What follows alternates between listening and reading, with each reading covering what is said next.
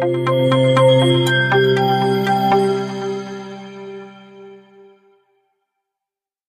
దినం మన ధ్యానము కొరకు ప్రభు ఉద్దేశించినటువంటి ధ్యానాంశము దానియేలు గ్రంథము 2వ అధ్యాయము 44వ వచనం.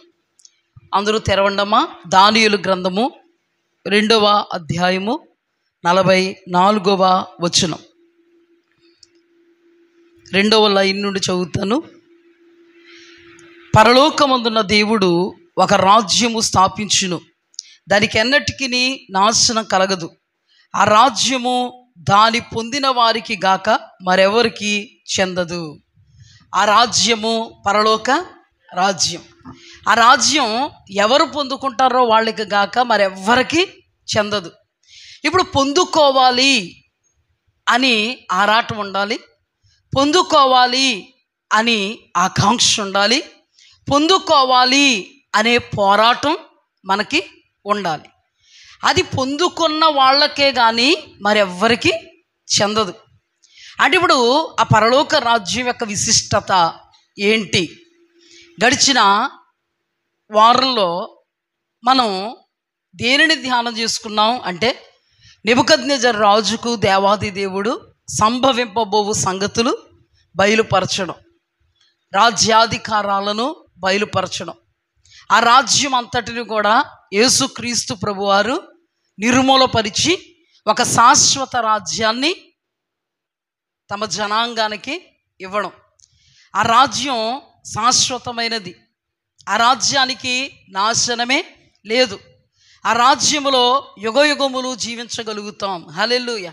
అయితే ఆ రాజ్యం అందరికీనా అంటే పొందగోరు వారికి, పొందుకున్న వారికి.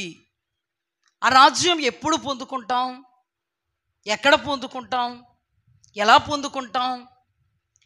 మన దేహములో ప్రాణం ఉన్నంత మట్టుకు మనం ఆ రాజ్యాన్ని పొందుకోవడానికి ప్రయాసపడాలి. ఆ రాజ్యం పొందుకోవడం అనేది చాలా ప్రయాసతో కూడుకున్నది. మన దేహములో ప్రాణం ఉన్నప్పుడు మాత్రమే మనం తేల్చుకోవాలి. ఆ రాజ్యములోనికి వెళ్ళగలిగేలాగా మన దేహములో ప్రాణం ఉన్నంత మట్టుకు మనం ఏం చేయాలి? ప్రాకులాడాలి. లేకపోతే ఆ రాజ్యాన్ని మనం స్వతంత్రించుకోవడం అనేది అసంభవం. ఆ రాజ్యం ఎవరు పొందుకోవాలనుకుంటారో వాళ్ళకే దక్కుతుంది. పొందుకోవాలనుకోవడం అంటే జపం చేయడం కాదు. ఆ రాజ్యాన్ని పొందుకోవాలి అంటే జపం అన్నమాట. ఇలా జపం చేస్తూ ఉంటారు కదా, పొందుకోవాలని జపం చేస్తే దానివల్ల ప్రయోజనం ఏమీ లేదు, నిష్ప్రయోజనం. మరి ఆ రాజ్యాన్ని పొందుకోవాలంటే మనం ఏం చేయాలి? ఆ రాజ్యములో ఎవరు ప్రవేశిస్తారు? దేవుణ్ణి నమ్ముకున్నంత మాత్రాన రాజ్యములో ప్రవేశించడం అనేది అసంభవం. యేసుక్రీస్తు ప్రభువారిని నమ్ముకున్నంత మాత్రాన, దేవుని మందిరానికి వస్తున్నంత మాత్రాన, వాక్యం వింటున్నంత మాత్రాన ఆ రాజ్యములో ఏమీ సేద వెళ్ళిపోం.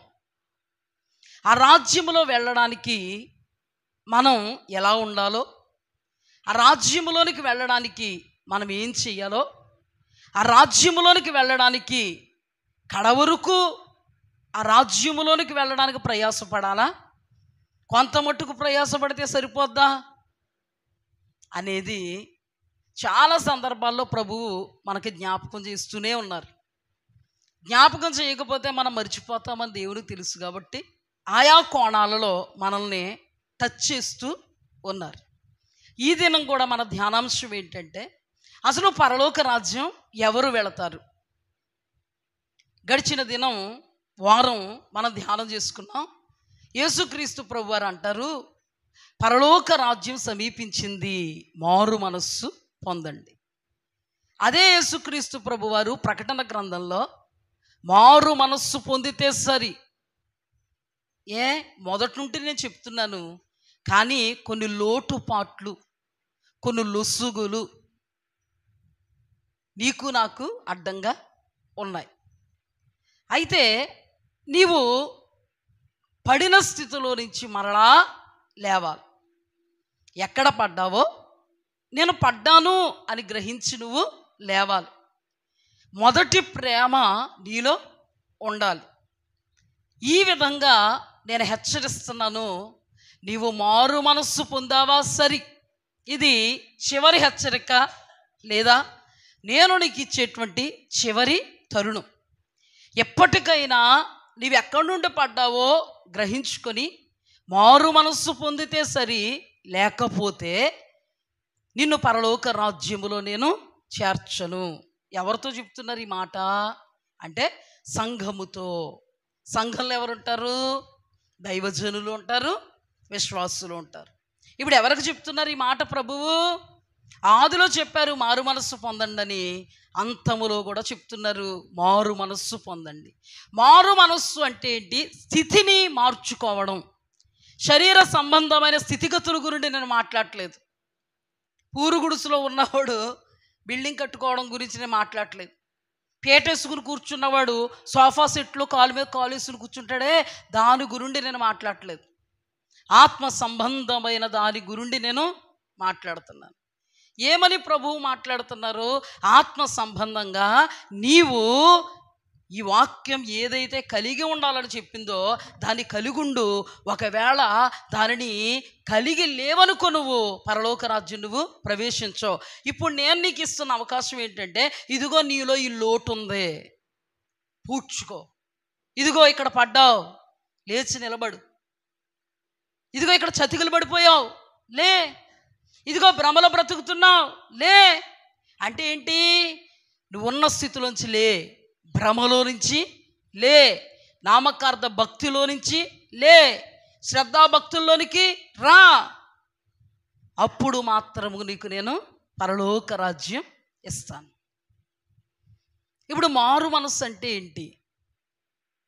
మనస్సు మారి నూతనమగుట వలన రూపాంతరత. అంటే ఎంత రూపాంతరత రావాలి మనకి అంటే, ఒక గొంగళి పురుగు తన జీవితంలో అసహ్యంగా ఇష్టపడం ఎవరు కూడా గొంగళి పురుగుని. దాని ఆకారం వేరు, దాని పద్ధతి వేరు, దాని పరిస్థితి వేరు, దాని నైజం వేరు. అది ఏం చేస్తుంది? ఇతరుల్ని గుచ్చుద్ది. అది చూడడానికి ఎలా ఉంటుంది? అసహ్యంగా ఉంటుంది. ముద్దు పెట్టుకుందాం అనుకుంటామా? అసహ్యంగా ఉంటుంది, రోతగా ఉంటుంది. మనుష్యులకి రోత పుట్టిస్తుంది, గుచ్చుతుంది, బాధ పెడుతుంది. కానీ అది రూపాంతరత చెందడం అంటే సీతాకోక చిలుకలాగా మారుతుంది. రెండింటికి ఎంత వ్యత్యాసం అంటే చాలా వ్యత్యాసం. రంగు మారింది, రూపు మారింది, పద్ధతి మారింది, పరిస్థితి మారింది, పడికట్టు మారింది. టోటల్గా రూపాంతరత జరిగింది. అద్భుతం ఏంటంటే, గొంగళి పురుగు సీతాకోక చిలుక అవ్వడం మన అందరికీ తెలుసు. కానీ సీతాకోక చిలుక ఎప్పుడైనా గొంగళి పురుగు అయిందా? ప్రశ్న. మనం బాప్తిసం తీసుకున్నప్పుడు ఏమవుతాం? రూపాంతర అనుభవంలోనికి వస్తాం. దైవజనులు మనల్ని ఏమడుగుతారు? నీ పాపములు ఒప్పుకున్నావా? యేసుక్రీస్తు ప్రభువారు నీ పాపము కొరకు రక్తం చిందించి ప్రాణం దారపోసారని నువ్వు ఎరుగుదువా? ఇక ముందు ఆ జీవితానికి స్వస్తి చెప్తువా? దేవుని ఎదుట, సంఘం ఎదుట చెబుతున్నావా? ఎస్ అంటే ఏంటి? ఒక మాటలో, అమ్మా గొంగళి పురుగు సీతాకోక చిలుక అయ్యావా? ఎస్ అయ్యామండి. 3 సార్లు ములుగుతావు, పైకి లేస్తావు. కానీ గొంగళి పురుగు ఎప్పుడు సీతాకోక చిలుకగా మారినా, సీతాకోక చిలుక ఎప్పుడు మరలా గొంగళి పురుగుగా మారదు. కానీ దేవుడు ఎందుకు చెప్పాల్సి వచ్చింది? మొదట మారు మనస్సు పొందండి, పరలోక రాజ్యం ప్రవేశించండి. పరలోక రాజ్యం ప్రవేశించాలంటే మారు మనస్సు పొందాలి, బాప్తిస్మ అనుభవం తీసుకోవాలి, సంఘములో సభ్యత్వాన్ని సంపాదించుకోవాలి, రొట్టె ద్రాక్షరసం అనబడే శరీరాన్ని, రక్తాన్ని తీసుకోవాలి. మీ జీవితంలో దైవ వాక్యముతో దినము అభివృద్ధి చెందాలి, లోతుల్లోనికి రావాలి, సంపూర్ణతను సాధించాలి. అంటే సంఘాల్లో ఈ రోజున సీతాకోక చిలుకలు గొంగళి పురుగులుగా ఈజీగా మారిపోతున్నాయి. మార్పు అంటే ఏంటంటే పడుతూ లేస్తూ పడుతూ లేస్తూ పడుతూ లేస్తున్నది మార్పు కాదండి. ఒక తాగుబోతోడు ఉన్నాడు అనుకోండి, తాగడం మానేశాను నేను, ఇదిగో పెమ్మానకం చేస్తున్నాను అంటాడు చూడు.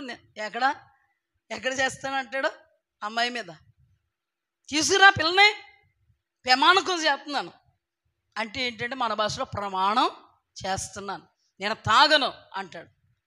ఓ 10 రోజులు బాగుంటాడు, 11వ రోజు ఊగుతా వస్తాడు. మారాడా? అలాంటి వాళ్ళు చూస్తే మనకి ఏమనిపిస్తుంది? ప్రమాణం చేశాడు, మళ్ళీ మామూలే. మరి మనం ఎక్కడ ప్రమాణం చేసామో? మనకు ప్రమాణాలంటే పెళ్ళిళ్ళలో భార్యాభర్తలు చేసుకునే ప్రమాణాలు ఉంటాయి. ఇక్కడ కూడా బాప్తిస్మం అనుభవంలోనికి వచ్చినప్పుడు దైవజనుడు ముఖాంతరంగా దేవుడు నీతో మాట్లాడతాడు, ప్రమాణాలు చేస్తావు అక్కడ కూడా.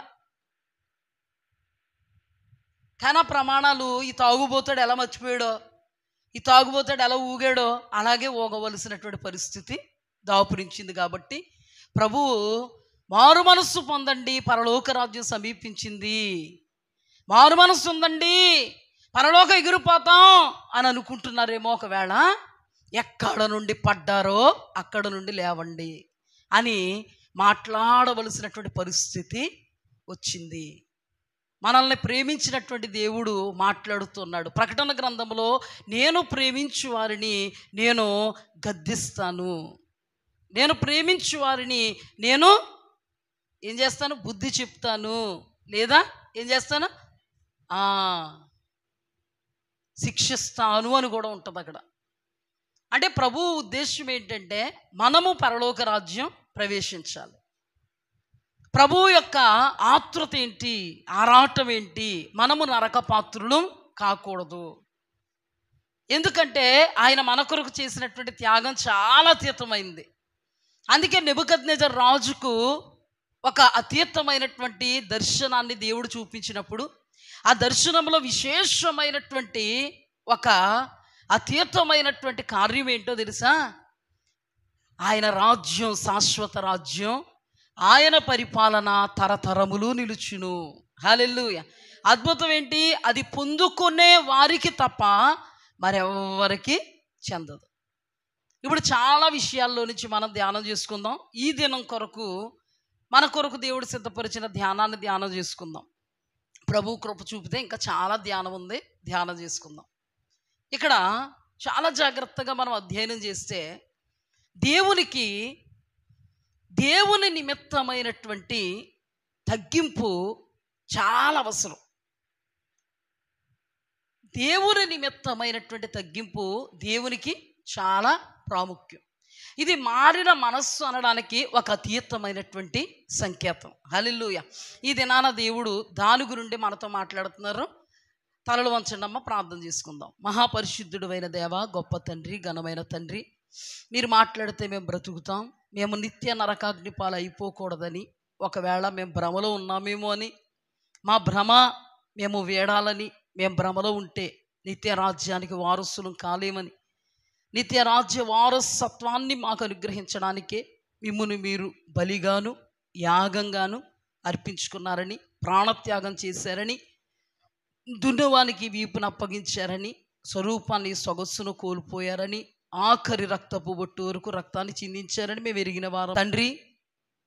ఒకవేళ మా జీవితంలో మేమే భ్రమలో బ్రతుకుతుంటే, మేమే పడిపోయి ఉంటే, మేమే చెడిపోయి ఉంటే, మా తలుపులు, హృదయం అనే తలుపులు మూయబడి ఉంటే, మా సర్వదేహము నీకు నిలయంగా కాక అపవాదికి సొత్తు అయితే, కృపగల దేవా మమ్మను కరుణించి మాతో మాట్లాడుతున్న ప్రతి మాట కొరకు రాజా మమ్మను మీరు సిద్ధపరచమని, ఇదిగో దేవా ఈ వాక్యం మాతో మాట్లాడబోతుంటుండగా నన్ను వింటున్నటువంటి ప్రతి ఒక్కరిని మీ అధీనమందు ఉంచి మా ఆత్మలకు ఈ వాక్కులను క్షేమ సాధనములుగా మార్చమని, చీకటిని తొలగించమని, నిర్మూలపరచమని, నీ సన్నిధిలో ఉండే సంపూర్ణ సంతోషముతో మమ్మను ఉల్లసింపచేయమని యేసు అతి పరిశుద్ధ నామమును అడిగి వేడుకుని పొందుకుని నాము పరమ తండ్రి, ఆమేన్. హల్లెలూయా. ఇప్పుడు చూడండి, మారు మనస్సుకు తగినటువంటి ఫలం, మారు మనస్సుకు తగినటువంటి ఫలం. అందుకే బాప్తిస్మం ఇచ్చే యోహాను జనాంగాన్ని బలాత్కారంగా పరలోక రాజ్యం కొరకు ఆయుత్తపరిచాడు. ఆయన మాట్లాడుతూ ఏమని మాట్లాడుతున్నాడంటే, సర్ప సంతానమా, రాబో ఉగ్రతను తప్పించుకున్నట్టుకు మీకు బుద్ధి చెప్పిన వాడు ఎవడు? ఇదిగో గొడ్డలు చెట్ల వేరన నాటబడి ఉన్నది, ఫలించని ప్రతి చెట్టు నరికి వేయబడి అగ్నిలో పడవేయబడును. ఏ ఫలములు ఫలించాలి? మంచి ఫలములు, సత్క్రియలు అనే ఫలములు ఫలించాలి. హల్లెలూయా. ఇప్పుడు ఫలించని ప్రతి చెట్టు నరికి వేయబడి అగ్నిలో పారవేయబడును. అంటే మన జీవితంలో మారు మనస్సుకు తగిన ఫలం ఉండాలి. మారు మనస్సు తగిన ఫలం అంటే గొంగళ పురుగు సీతాకోక చిలుకగా మారడం. ఇక ఎన్నటికీ సీతాకోక చిలుక గొంగళ పురుగుగా మారకపోవడం, ఇది ప్రధానమైనటువంటి ఫలం, మొదటి ఫలం. ఎందుకంటే బాప్తిస్మిచ్చే యోహాను తన సేవా జీవితంలో ఎంతమందిని పరలోక రాజ్యం కొరకు సిద్ధపరిచారు అని మిమ్మల్ని ప్రశ్నిస్తే, మేము చెప్పినటువంటి వాక్య భాగంలో నుండి ఎవరెవరిని సిద్ధపరిచారు అంటే కొంచెం ఇలాగే వెళ్తున్నారు. అందుకు ఎవరెవరిని సిద్ధపరిచారు చెప్పండి. వేశ్యులు. వేశ్యులు ఎవరండి? పాపాత్మురాండ్లు, పాపపు పనిలో ఉన్నవాళ్ళు, లంచగొండులు, సుంకపు గుత్తదారులు అంటే లంచగొండులు, ఇంకా సైనికులు, డబ్బులు తీసుకుని నిజాన్ని అబద్ధంగా, అబద్ధాన్ని నిజంగా మారుస్తున్నారు. అక్కడ పర్టికులర్గా రాయబడిన మాట ఏంటంటే, వేశ్యులు వచ్చి, సైనికులు వచ్చి, సుంకపు గుత్తదారులు వచ్చి ఏమని మాట్లాడుతున్నారో తెలుసా? అయ్యా మేమేం చేయాలి, మాకు చెప్పు.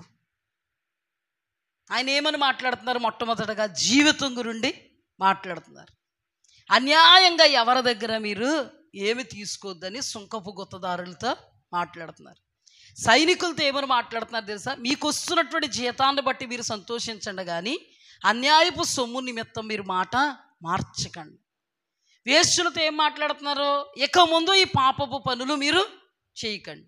యేసుక్రీస్తు ప్రభువారు కూడా ఒక సందర్భంలో పాపాత్మురాలైనటువంటి ఒక స్త్రీ పట్టబడింది, రాళ్ళు రువ్వుతూ, మరి మోషే ధర్మశాస్త్రం చెప్తుంది కదా రాళ్ళు రువ్వు చంపేమని. యేసుప్రభువా నువ్వేం చెప్తావు?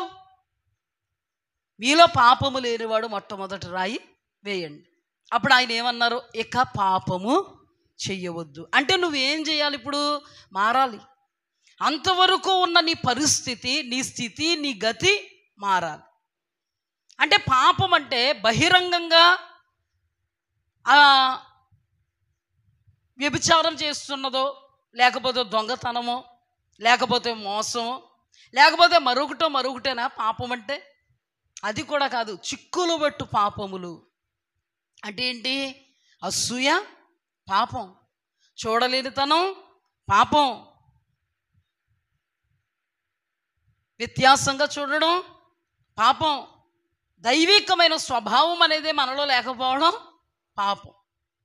అంటే ఇప్పుడు మారు మనస్సు అంటే ఏంటంటే మన జీవితంలో మారిన మనస్సు, అంటే దేవునికి అనుకూలమైన మనస్సు, దేవుడు అంగీకరించే మనస్సు, వాక్యం అంగీకరించే మనస్సు, మన మనస్సాక్షి అంగీకరించే మనస్సు మనలో ఉండగలగాలి. మీకు బాగా అర్థం అవుద్ది, ఎగ్జాంపుల్స్తో చెప్తే బాగా అర్థం అవుద్ది.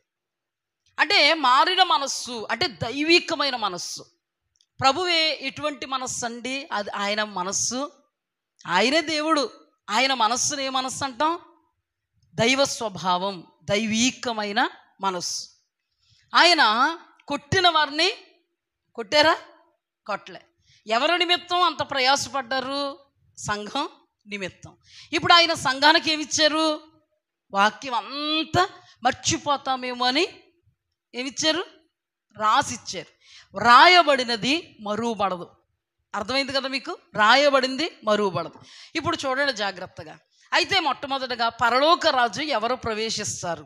మనకి ఎలాంటి విషయాలు తెలిస్తే ఖచ్చితంగా పరలోక రాజ్యం ప్రవేశించడానికి అలా ఉండాలి అనేటువంటి ఆరాటం పెరుగుద్ది, అవునా?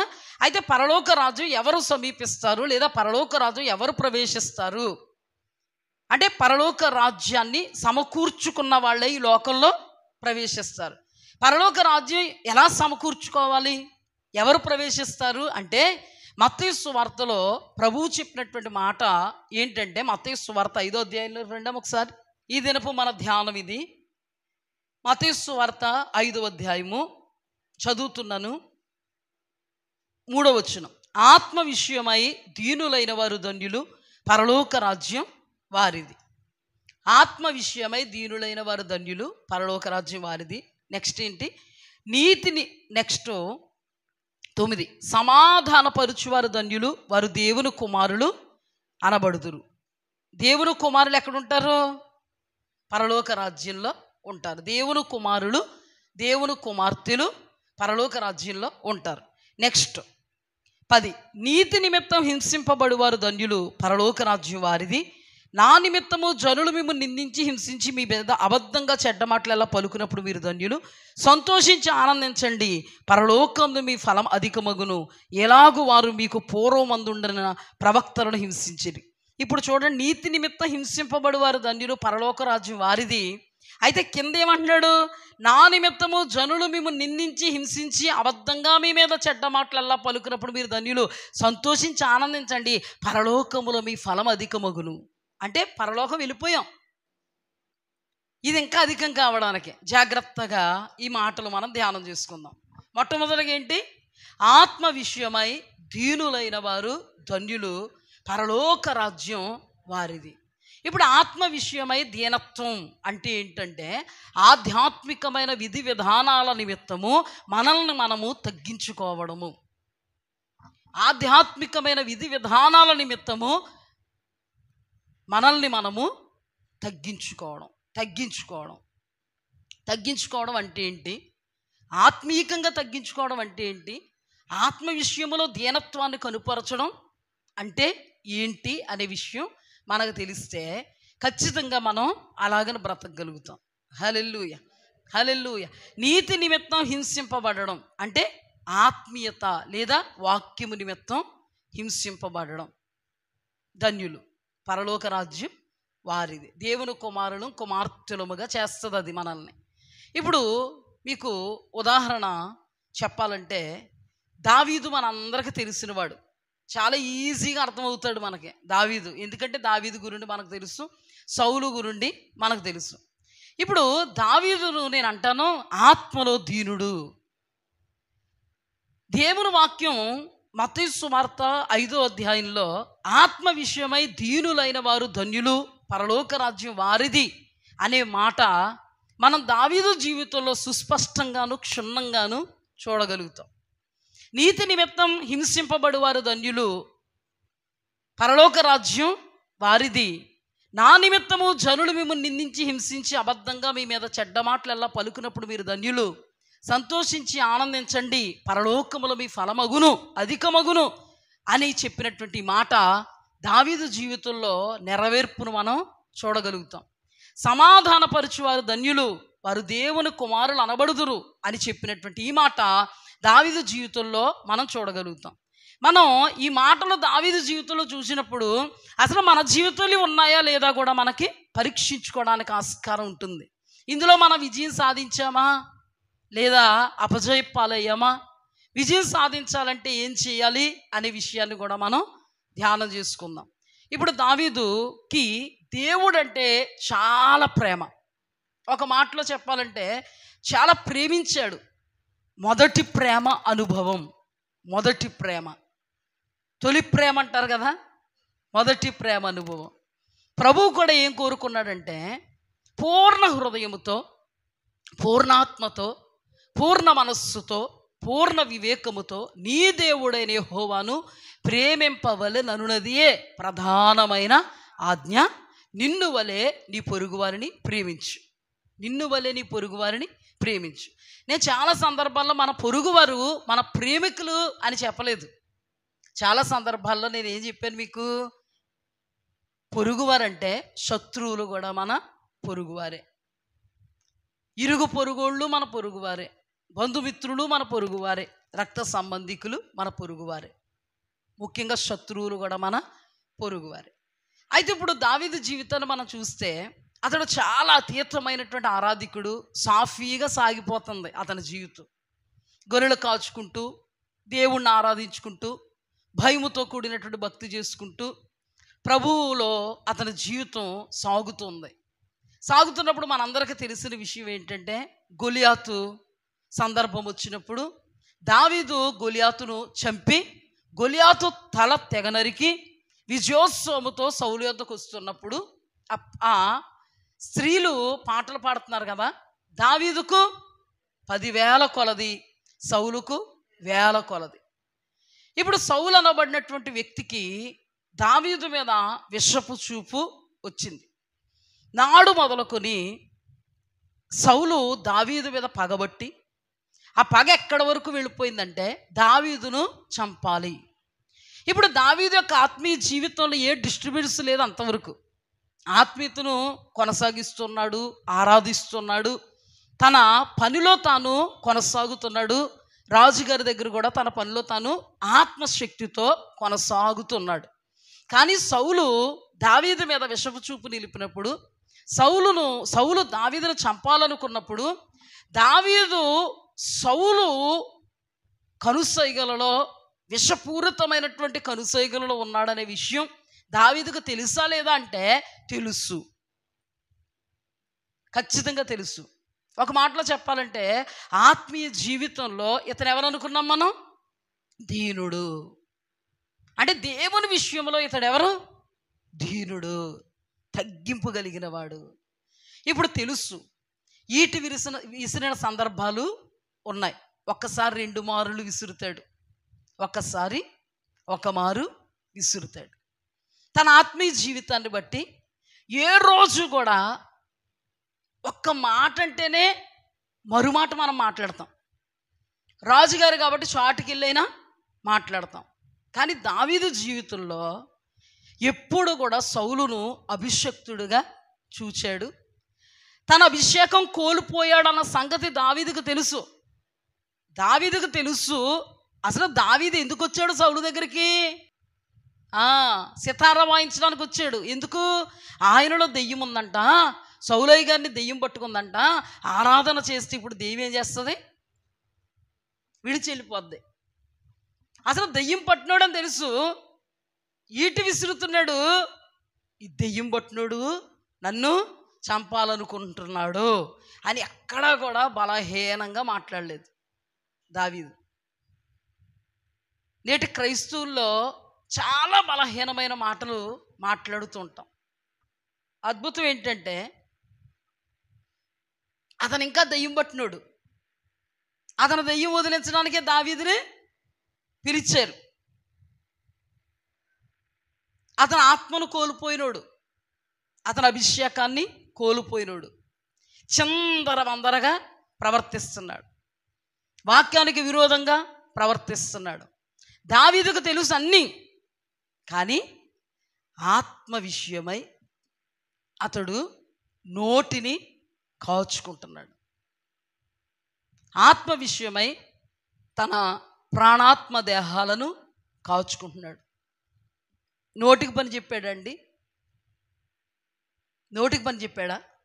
పోనీ అప్పటికే గొలియాతును వేసేసిన క్యారెక్టర్ కదా, చంపిన దాఖలాలు ఉన్నాయా లేవా? మరి సౌలుని ఏదైనా చేయగలడా చేయలేడా? రోషం వచ్చేద్దా? మన భాషలో చెప్పాలంటే పొడుసుకుని వచ్చేద్దా? మరి ఏమైనా చేయగలడు కదా. ఏమీ చేయకుండా ఒక పిరికి పంద అతని పరిస్థితులు చూస్తే ఎలా కనబడుతుంది? వీరుడు, శూరుడు. కానీ సౌలు విషయానికి వస్తే దేవుడు మొట్టమొదటి రాజుగా సౌలును అభిషేకించాడు, ఫిక్స్ అయ్యాడు. ఒక పిరికి వాడిలాగా, ఒక పిరికి పంద, చేతకానివాడు, ఏమీ చేయలేనోడు అన్నట్టుగా దావీదు ప్రాణాన్ని అరచేతుల్లో పెట్టుకుని లేదా గుప్పిట్లో పెట్టుకుని పారిపోతున్నాడు. ఎన్నిసార్లు హత్యా ప్రయత్నం జరిగిందో అన్నిసార్లు కూడా తన దేవుడే తనను కాపాడుకున్నాడు. హల్లెలూయా. ఈ విషయం దావీదుకి ఖచ్చితంగా తెలుసు.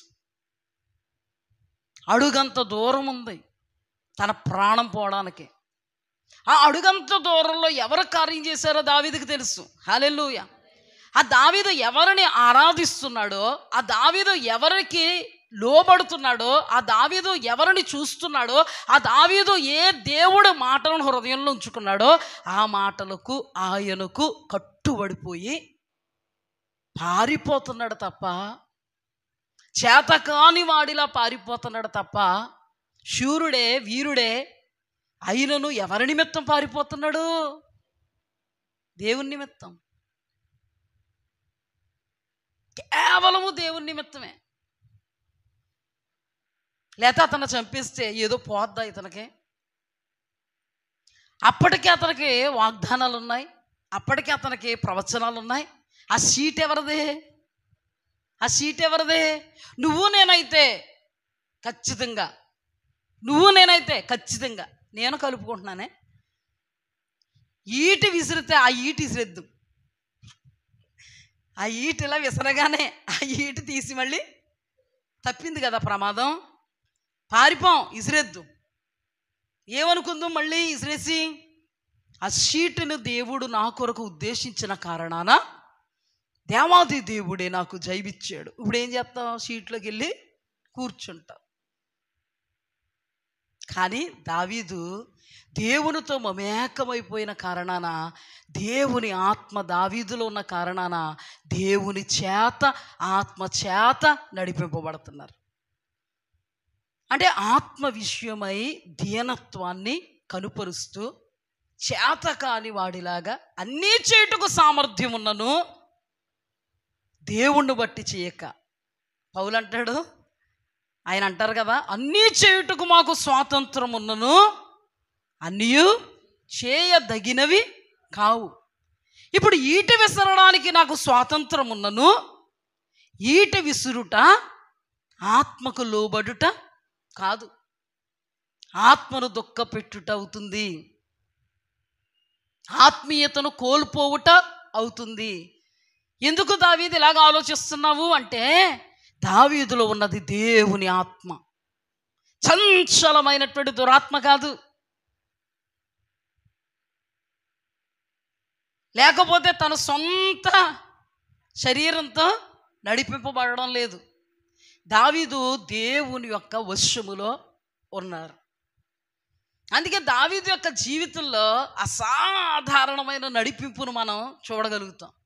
ప్రాణమైతే ఎక్కడికి పారిపోయాడంటే కొండల్లోకి, గుట్టల్లోకి, అడవుల్లోకి, అరణ్యాల్లోకి పారిపోయి నానబడిన వారికి దూరమై, సరైనటువంటి భోజనం లేక, సరైనటువంటి వసతి లేక, సరైనటువంటి బట్ట కట్టుకోవడానికి లేక కౌజు పిట్ట తరమబడుతున్నట్టుగా తరవబడుతున్నాడు. 1 సంవత్సరం కాదు, 2 సంవత్సరం కాదంట, చాలా సంవత్సరాలు. అతని దగ్గరికి చాలామంది చేరారు, చాలామంది చేరారు. 24వ అధ్యాయంలోకి వచ్చేటప్పటికి అతడు ఒక అరణ్యములో ఉన్నాడు అనే విషయం సౌలుకి తెలిసి, సౌలు చంపడానికి 3000 మందితో సేవగా వెళ్ళిపోయాడంట. అక్కడికి వెళ్ళి అక్కడ ఒక గుహలో ఒక కార్యం కొరకు వెళ్ళినప్పుడు ఎగ్జాక్ట్గా అదే గుహలో దావీదు మరియు సైన్యం అంతా, ఎవరెవరమ్మా? దావీదు మరియు సైన్యం అంతా ఉన్నారు. అలాంటప్పుడు దావీదుని అంటున్నారా సైన్యం, దావీదా ఎందుకు మరి దావీదుని నమ్ముకుని వచ్చారు కదా, ఎంత త్వరగా దావీదు సింహాసనం ఎక్కేస్తే అంత త్వరగా వీళ్ళందరూ సెటరైట్ అయిపోతారు. దావీదుతో పాటు కొండల్లో, గుట్టల్లో చాలా భయంకరమైనటువంటి దుర్దశను వారు అనుభవిస్తున్నారు. ఇప్పుడు దావీదే గనక సీట్ ఎక్కాడంటే నెక్స్ట్ లెవెల్లో ఉంటుంది అన్నమాట వీళ్ళ అన్ని పదవులు అన్నీ. ఇప్పుడు దావీదు ఆత్మీయుడు అతను తొందర లేదు, కానీ వెనకాలకు మాత్రం నీలాంటి వాళ్ళు నాలాంటి వాళ్ళు కాబట్టి చాలా తొందర ఉంది. కరెక్ట్గా ఏ గుహలో అయితే దావీదు ఉన్నాడో, ఏ గుహలో అయితే దావీదు దగ్గర ఉన్నటువంటి జనాంగం లేదా సైన్యం ఉన్నారో అదే గుహలోనికి, అంటే ఒక మాట చెప్పాలంటే ఈ చర్చే ఒక గుహ. అర్థమైందా? మనమేమో ఇక్కడ ఉన్నాం, ఆయనేమో అక్కడికి వచ్చాడు. అర్థమైందా మీకు? గుహ అది, అదిగో ద్వారం అదే. ఇప్పుడు దావీదుని అంటున్నారు, దావీదా, దేవుడు నీ హస్తాలకి నీ శత్రువుని అప్పగిస్తున్నాడు. శత్రువు ఎందుకయ్యాడు? చంపడానికి తరుముతున్నాడు. ప్రధానమైన శత్రువు దావీదుకి ఎవరు? సౌలు. దేవుడు ఈ దినం నీ శత్రువుని నీ హస్తాలకు అప్పగించబోతున్నాడు, ఇంకా రేపొద్దున సింహాసనం నీదే అన్నట్టుగా మాట్లాడారు. దావీదు మెల్లగా వెళ్ళాడు. వెళతంటే వీళ్ళేమనుకున్నారు తెలుసా? ప్రాణం తీసి వచ్చేస్తాడు దావీదు అని అనుకునేటప్పటికి పై వస్త్రాన్ని కత్తిరించుకుని వచ్చాడు. అక్కడ రాయబడి ఉంది, ఆ పై వస్త్రాన్ని కత్తిరించడమే అతనికి చాలా వేదన అయిపోయిందంట, హృదయం కొట్టేసుకుందంట. ఎన్ని మాటలు మనం అనేసినా మన హృదయం కొట్టుకోదు. మనకు శత్రువులు అనబడినోళ్ళని ఎన్ని మాటలు అనేసినా, నోరు పారేసుకున్నా, క్రియారూపకంగా శాపనార్థాలు పెట్టేసిన మన హృదయం కొట్టుకోదు. కానీ దావీదు హృదయం ఏమైందంట? కుట్టేసుకుంది. ఎందుకు కొట్టుకుంది దావీదు హృదయం? అతను వస్త్రాన్ని కత్తిరించినందుకు. వస్త్రాన్ని ఎప్పుడైతే కత్తిరించాడో హృదయం కొట్టుకునే బాధలు ఇతనుంటే వీళ్ళంటారు, దగ్గర తీసుకొచ్చాడు కదా యెహోవా, ఆ దేవాది దేవుడు నీ శత్రువుని నీ పక్కలోకి తీసుకొచ్చాడు కదా, ఒక్క ఈటే ఎసరొచ్చు కదా, నీ వల్ల కాకపోతే మాతో చెప్పు, నువ్వు అలా ఉండు, మేము వేసేస్తాం అంటే అక్కడ అతడు అంటాడు, దేవుని చేత అభిషేకింపబడిన వాడిని నేను ముట్టను. దేవుని చేత అభిషేకింపబడిన వాడు దురాత్మ పట్టినోళ్ళ ఉన్నా ముట్టను అని కంకణబద్ధుడయ్యాడు. ఎందుకంటే ఆత్మ చేత నడిపింపబడుతున్నాడు.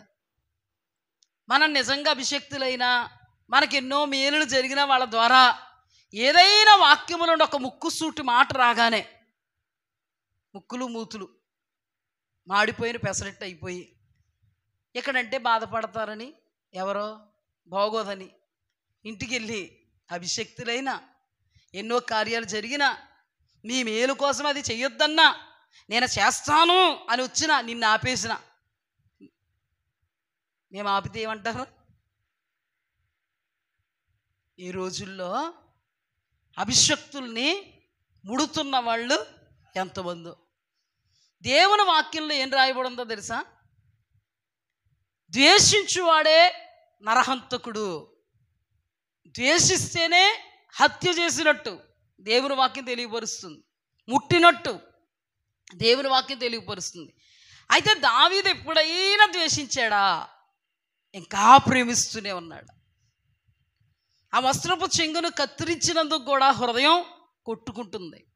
ఏమని మాట్లాడుతున్నాడు? యెహోవా అభిషేకించిన వాడు నేను ముట్టను. ఇంకేం మాట్లాడుతున్నాడు? నా ప్రభువా. ఇంకేం మాట్లాడతాడు? నా ఏలినవాడా. ఇలాంటి పదజాలాలు రావడం అనేది చాలా అతీతమైన ఆధ్యాత్మికమైన నువ్వు. దేవుడుకి లోబడిన వాడు మాత్రమే, దేవుడంటే భయం కలిగిన వాడు మాత్రమే, భయముతో కూడిన భక్తి కలిగిన వాడు మాత్రమే, దేవుడు చూస్తున్నాడు అని అనుకున్నవాడు మాత్రమే ఈ రీతిగా వ్యవహరిస్తాడు లేదా ప్రవర్తిస్తాడు. నా ప్రభువా, నా ఏలినవాడా మాట్లాడతాడు, నా యజమానుడా. ఒక్కసారి 24వ అధ్యాయంలోకి రండి, త్వరగా చూపించి నేను ముందుకెళ్తాను. 1 సమూయేలు గ్రంథము 24వ అధ్యాయం.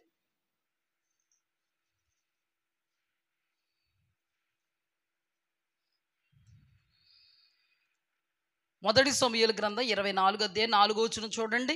దావీదు జనులు, అదిగో నీ దృష్టికి ఏది మంచిదో అది నీవు అతనికి చేయునట్లు నీ శత్రువుని నీ చేతికి అప్పగింతునని యెహోవా నీతో చెప్పిన దినం వచ్చినని అతనితో అనగా, దావీదు లేచి వచ్చి సౌలుకు తెలియకుండా అతని వస్త్రపు చెంగు కోసాను. సౌలు పై వస్త్రం తాను కోసినని దావీదు మనస్సును నొచ్చి, ఇతడు యెహోవా చేత అభిషేకము నొందిన వాడు గనుక యెహోవా చేత అభిషక్తుడైన నా ప్రభువునకు నేను ఈ కార్యం చేయను. యెహోవాను బట్టి అతనిని నేను చంపను అని తన జనులతో చెప్పాను. ఈ మాటలు చెప్పి దావీదు తన జనులను అడ్డగించి సౌలు మీదకి పోనీయక వారిని ఆపెను. తర్వాత సౌలు లేచి గుహలో నుండి బయలు వెళ్ళి మార్గమును పోయెను. అప్పుడు దావీదు లేచి గుహలో నుండి బయలు వెళ్ళి, నా ఏలినవాడా రాజా అని సౌలును వెనక నుండి కేకవేయగా సౌలు వెనకకు చూచెను. దావీదు నేలన సాష్టాంగపడి నమస్కారం చేసి సౌలు తిట్లనెను, దావీదు నీకు కీడు చేయను ఉద్దేశించుచున్నాడని జనులు చెప్పిన మాటలు నీవెందుకు వినుచున్నావు? ఆలోచించుము. ఈ దినమున యెహోవా నిన్ను ఎలాగూ గుహలో నా చేతికి అప్పగించునో అది నీ కండ్లారా చూచితివే.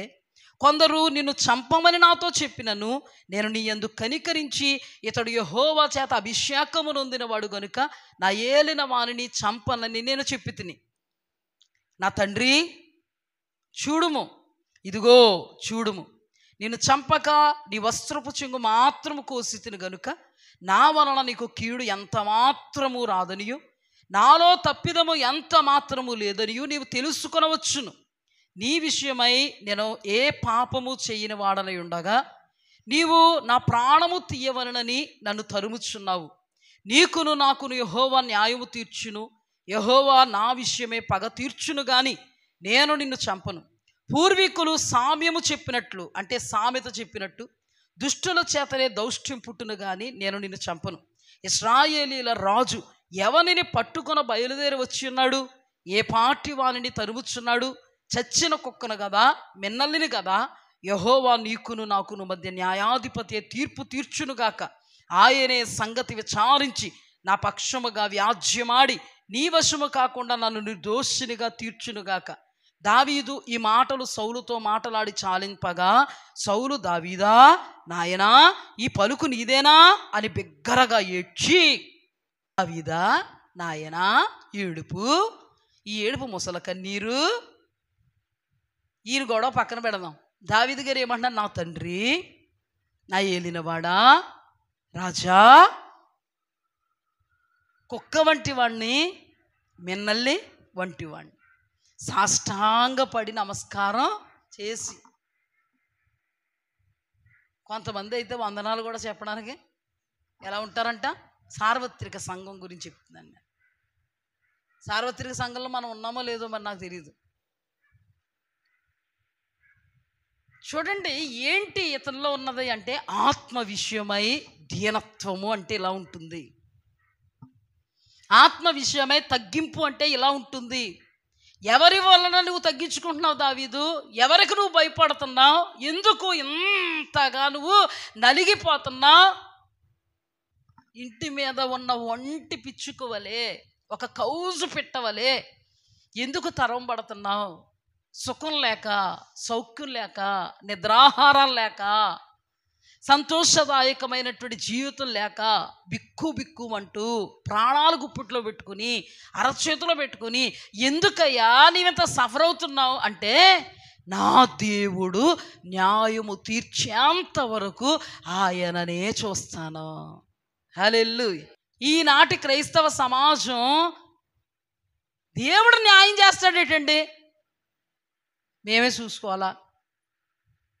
ఒకవేళ ఆయన చేసే వరకు ఆగుతాం ఏంటండి? ఎప్పుడో చేస్తాడు. దావీదుకు చూడు ఎప్పుడు చేసాడు, ఎన్ని సంవత్సరాలు పట్టిందో చూడు. ముసలోళ్ళం అయిపోతాం అప్పుడు. మేమే చూసుకోవాలి, మేమే చేసుకోవాలి. మా చేతుల్లో ఉంది, ఉంది ఉంది, నీ చేతుల్లో ఉంది. నీ స్వచ్ఛత్వం ఉంది నీ చేతుల్లో. ఏముంది? నీ స్వచ్ఛత్వం ఉంది నీ చేతుల్లో. నీ ఆలోచన విధానాన్ని అవలంబించుకోవడానికి నీ పాదాలు పరిగెడుతున్నాయి. అది నీకు క్షేమం కాదు, అది నీకు మేలు కాదు. దావీదు అప్పుడే చంపేస్తే ఈట ఇలాగ విసిరినప్పుడు రివర్స్లో ఈట విసిరితే చావడా సౌలు? చచ్చిపోతే ఈ వైభవం ఉంటుందా దావీదుకి? ఈ సాక్ష్యం ఉంటుందా దావీదుకి? ఈ విజయోత్సవముతో దావీదు అంత అద్భుతమైన అతీతమైన రాజరికాన్ని చేయగలడా? దావీదు వంశములో నుండి, వంశావళిలో నుండి, దావీదు వెన్నులో నుండి యేసు క్రీస్తు ప్రభువారు రాగలరా? అన్ని చిదివేసుకుందిడండి. ఈ రోజున కూడా చాలామంది తన సొంత ఆలోచనలు, సొంత ఊహలు, సొంత ఉద్దేశాలు, సొంత నిర్ణయాల వలన దేవుడు వారి కొరకు ఉద్దేశించినటువంటి ఉద్దేశాలు అతి ఉన్నతమైనవి, వాటన్నిటిని చిదివేసుకుంటున్నారు. బట్టలు ఉంటాయి కదా, సుండుగులు అంటారు, మీరు అంటారు లేదా? అవి కర్కర్లాడుతూ ఉంటాయా? బేషన్లు వేసుకోండి, అవి చిదివేసుకోండి అంతే. అది మళ్ళీ ఆకారం అవుద్దా? కొంచెం చెప్పండి, ఏ ఫ్యాక్టరీ అన్నా కొత్తగా డిజైన్ చేస్తారు ఇటు ఆకారంలోకి రావడానికి. ఆల్రెడీ సుండుగుళ్ళు చూడండి, ఇలా నా చేతిలో ఉందనుకోండి, సపోజ్ ఒక సుండుగు ఉంది, దాన్ని నేను ఇలా చిదివేసుకున్నాను, టప్ టప్ టప్ టప్ టప్ అని ఏమవుద్ది? మొక్కలైపోద్ది. అలాగే మనగా ఒక ఆకారాన్ని దేవుడు ఉద్దేశించాడు, అది మనమై ఉండాలని దేవుడు డిజైన్ చేశాడు. కానీ మనం ఆగక ఏం చేస్తున్నాం? చిదివేసుకుంటున్నాం. బంగారపు బాతు తెలుసా మీకు? తెలుసు కదా. దేవుడు ఉద్దేశించాడు వాడి కోసం బంగారపు బాతు గుడ్డు, చక్కగా బంగారపు బాతు గుడ్డు పెడతంటే ఆ బాతు గుడ్డు నమ్ముకుంటే అతీతంగా ఏం జరుగుతుంది? తన జీవనం పోతుంది. ఆ బాతుగుడ్డు వాడికే ఉందరా అనుకుంటున్నారు జనం. ప్రత్యేకమైన వాడిగా ఉన్నాడు, అబ్బబ్బబ్బబ్బబ్బా అని జనాలందరూ కూడా ఈ బాతుగుడ్డు కలిగినటువంటి వాడిని విశేషంగా చూస్తే దాన్ని అంతటిని ఏమని చేసుకున్నాడు? ఇతను చిదివేసుకున్నాడు. కంగారు ఎక్కువ. ఆత్మీయ జీవితంలో కంగారు పనిచేయదంటండి. కంగారు అంటే ఏంటో తెలుసా? ఆలోచన విధానం ఫాస్ట్గా పరిగెట్టేద్ది. మన తలంపులు రివ్వు రివ్వున సాగిపోతాయి, రంగు రంగుల జెండాలాగా. అలా ఉండకూడదు. నిదానమే ప్రధానమంట దేవుని విషయంలో. హల్లెలూయా. దానిలోనే చాలా గొప్ప కార్యాలు దేవుడు చేసి చూపుతాడంట. అందులో అతీతమైనటువంటి అద్భుతాలు దాగుంటాయంట. నీ ఊహకు మించినటువంటి అద్భుతమైనటువంటి కార్యాలు నీవు అనుభవించడానికి దేవుడు స్కెచ్ చేసి ఉంచుతాడంట.